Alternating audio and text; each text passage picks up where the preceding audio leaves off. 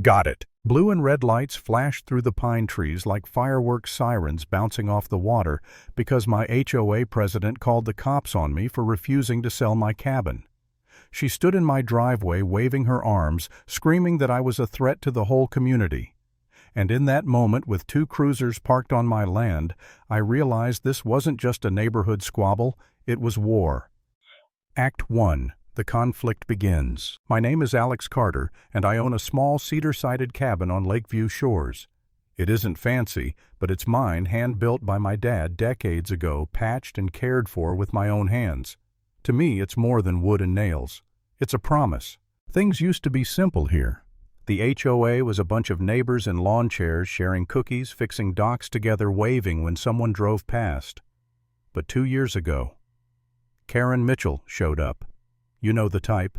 Bright scarf, loud voice, a smile that never reached her eyes. She said the lake should be exclusive.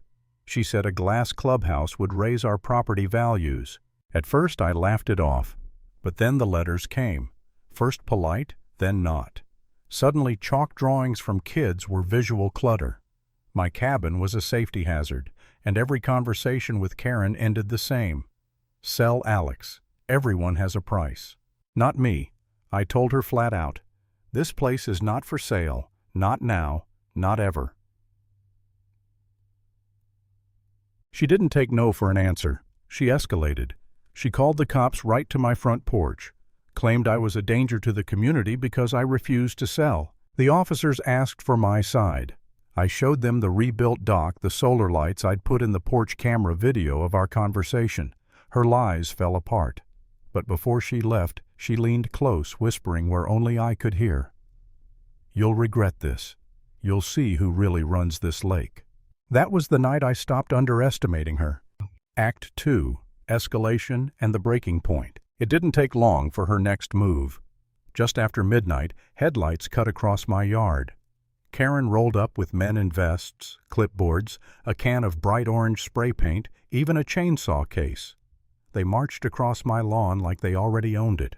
This is private property, I shouted. Karen smiled too wide. We're marking the demolition line, Alex.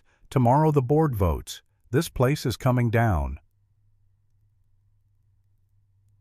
Before I could grab the phone, one guy hissed a streak of orange paint across my porch boards. That sound like a snake spitting made my chest tighten. Then, like a miracle, squad cars barreled back into the drive. The same officers from earlier. They caught Karen red-handed trespassing with her little demolition crew. She tried to spin it as official HOA business, but the officers weren't buying it. They warned her and sent her packing. Still, she pointed at me as she left. Tomorrow, we'll finish this. I laughed on the outside, but inside I was shaken. I sat on the porch with my dad's old baseball bat across my knees, staring at that glowing orange line. For the first time I wondered, maybe she was right. Maybe I was being stubborn, clinging to something the community didn't want. What if I really was holding everyone back? That thought nearly broke me. For a moment I felt like packing up, walking away, letting them have it. But then I remembered my dad's voice, soft but steady. Fight hard for what's right, son, but with a gentle heart. The lake remembers who shouts and who listens. And right then, a knock at my door. My neighbor Maria stood there with her little boy Jacob holding a flashlight like a sword. She whispered, "We saw the cops. Are you okay? Some of us are with you. We're just scared." Her words pulled me back. This wasn't only about me. It was about everyone too afraid to stand up. That same night, another figure arrived, Mark, a private assessor Karen had hired to document violations. He looked tired, worn, but honest. He handed me a signed note. Observed vandalism not caused by owner. HOA president pressuring false inspection. For the first time I had proof. Act 3. Showdown and Justice. The next morning the HOA meeting hall was packed. It used to be a boat shed with cookies and lemonade. Now it gleamed like a courthouse with Karen sitting at the center in a bright red blazer banging a gavel like she was queen of the lake. First order of business, she announced demolition of the Carter cabin. I stood, calm but firm. You don't have that power. I have my deed. I have my tax records. My cabin is not for sale." The crowd murmured. Some nodded. Others looked nervous. Karen smirked. "Neighbors, don't be fooled. He's not even the real owner. He's just squatting." That was her big lie. But before I could answer, the doors burst open. A tall man strode in, briefcase in hand, my attorney Thomas Miller.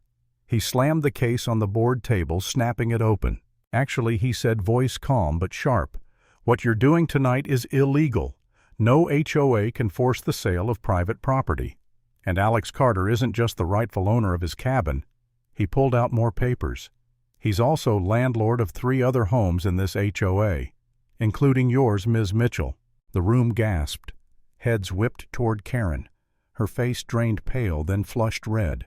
She stammered, "Lies, he forged those."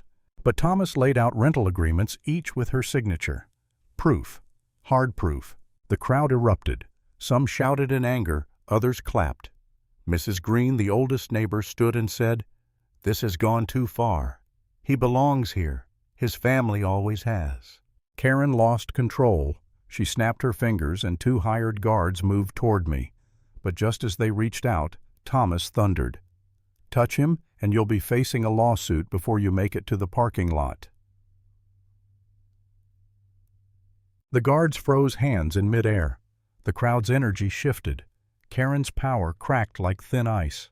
And then came the final straw. Out by the lake, her group tried to restrict dock access, claiming it was for approved families only.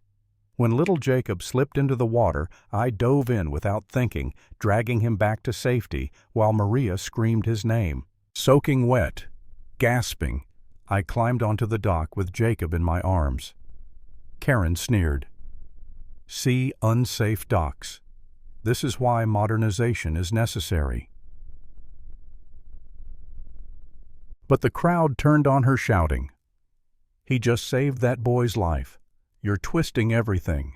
For the first time, her voice was drowned out. She wasn't finished, though. The very next morning, she showed up with hired muscle trucks full of men carrying crowbars and chains ready to rip my cabin apart. She pointed at me, shouting, "Step aside, Alex. You've lost." But this time, I was not standing alone. Maria stepped forward, then Mr. Thompson, then Mark with his clipboard. Neighbors I'd helped over the years, one by one, stood at my side. Karen's smirk faltered. "You think friendship beats power." "Yeah," I told her. "That's exactly what it does." The hired men looked around at a wall of neighbors.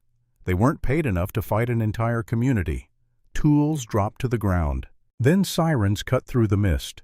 Police cruisers rolled up. Officer Davis stepped out, folder in hand.